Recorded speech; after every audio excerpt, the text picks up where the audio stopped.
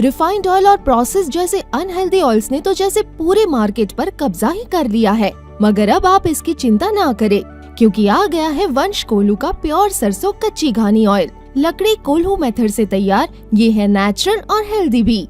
वंश कोल्हू प्योर सरसों कच्ची घानी ऑयल के साथ। वंश कोल्हू, तेल सही मिलेगा यहीं। नमस्कार, स्वागत है आपका इंडिया पर और आपके साथ मैं हूं प्रियांशु मिश्रा।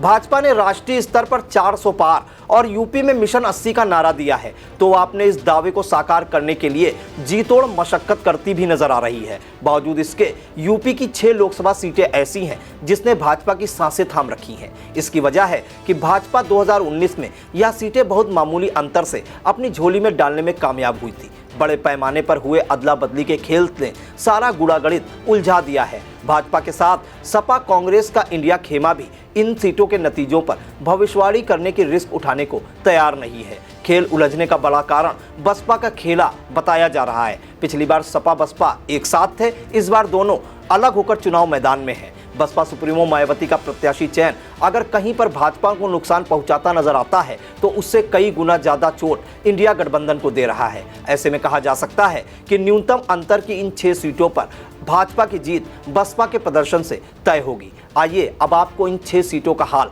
बताते हैं। सबसे पहले बात मछली शहर की। इस सीट पर 2019 में भाजपा को सबसे कम मतों के अंतर से जीत हुई थी। भाजपा के बीपी सरोज ने 4,88,397 मत हासिल कर 4,88,216 मत पाने वाले अपने प्रतिद्वंदी बसपा के त्रिभुवन राम को महज 181 मतों से पराजित किया था। इस बार गठबंधन टूटने के बाद सपा बसपा दोनों मैदान में हैं। सपा ने अपने 3 बार के सांसद तूफानी सरोज की बेटी प्रिया सरोज को उतारा है। वहीं बसपा ने पूर्व आईएएस कृपाशंकर सरोज को प्रत्याशी बनाया है। हाई प्रोफाइल सीट सुल्तानपुर का हाल भी भाजपा की धड़कनें बढ़ाने वाला है। भाजपा से मौजूदा सांसद मेनका गांधी यहां पर प्रत्याशी हैं। सपा ने राम भुआल निषाद और बसपा ने उदयराज वर्मा को प्रत्याशी बनाया है। इस सीट पर अचानक ऐसा खेल हुआ जिसने सियासी गणित को मकड़ी के जाले जैसा उलझा कर रख दिया है। दरअसल बाहुबली चंद्रभद्र सिंह उर्फ सोनू सिंह ने 2019 में बसपा प्रत्याशी के तौर पर मेनका गांधी का मुकाबला किया था। मोदी लहर और गांधी परिवार का ग्लैमर होने के बाद भी मेनका गांधी की जीत का अंतर 14,526 वोटों में सिमट गया था। इस बार सपा ने बेहद निर्णायक दौर में सोनू सिंह को अपने पाले में लाकर राजनीतिक पंडितों को चकरा कर रख दिया है। ऐसा ही हाल बस्ती लोकसभा सीट का है। 2 बार चुने जा चुके हरीश द्विवेदी पर भाजपा ने फिर से दांव लगाया है। सपा ने राम प्रसाद चौधरी और बसपा ने लवकुश पटेल को आगे किया है। हरीश द्विवेदी और राम प्रसाद चौधरी का मुकाबला 2019 में भी हो चुका है। तब तमाम लहर और फैक्टों के बावजूद हरीश द्विवेदी ने 30,354 मतों से जीत दर्ज की थी। चंदौली सीट का मामला और भी पेचीदा है। कारण है कि यह संसदीय क्षेत्र पीएम नरेंद्र मोदी के संसदीय क्षेत्र वाराणसी से एकदम सटा है। जाहिर है यहां पर भाजपा का प्रदर्शन काफी मायने रखता है। पिछले नतीजों की बात करें तो भाजपा के महेंद्र नाथ पांडे ने सपा के संजय सिंह चौहान को 13,999 मतों से हराया था। इस बार सीन बदला है। सपा ने संजय चौहान की जगह वीरेंद्र सिंह को टिकट दिया है, तो बसपा ने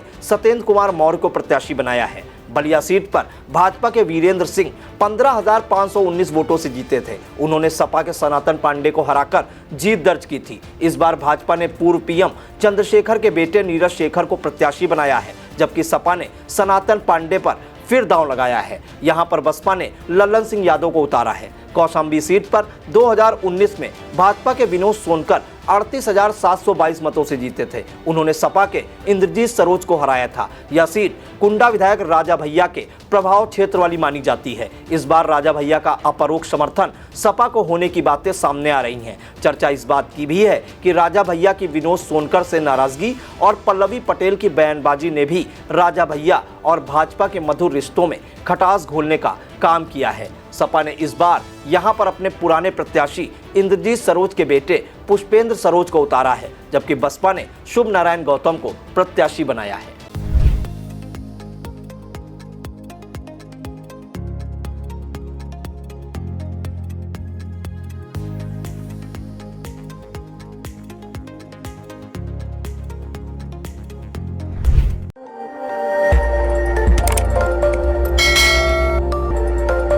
खबर आपकी, नजर हमारी।